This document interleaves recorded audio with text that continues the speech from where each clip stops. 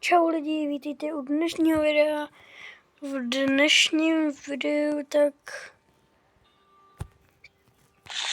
budeme dělat asi nakonec. Je to 4. díl. Jo, promiňte, docela dlouho jsem ho dělal. Jo. Dlouho jsme to nevydali kvůli tomu, že jsme dali vůbec čas. Chápete, škola, čas, no tak no. Máme ty hradby jako hodně dobrý teď, se mi zdá. Tento díl bych asi chtěl jako vám ukázat, co jsme tady udělali nově. Tohle. Tak jsme tam udělali ty hradby a se stavíte jeho díl.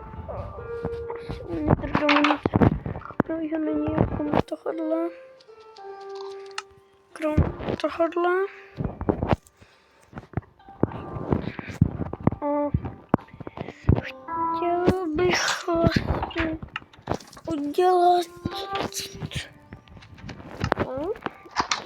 aby jsme prostě náš dům vylepšili. Chápete?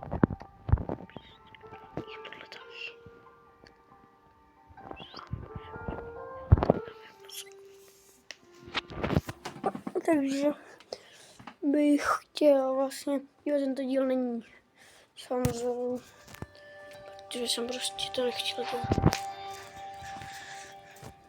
No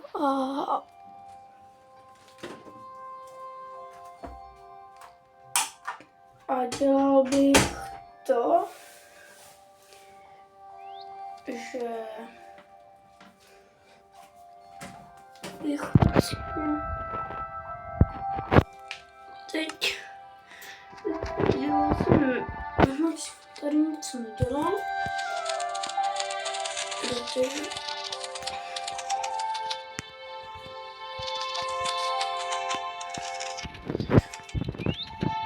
no a to mám posádka, poté mám tohle, to nevím. No a asi tenhle díl skončíme, tak čau.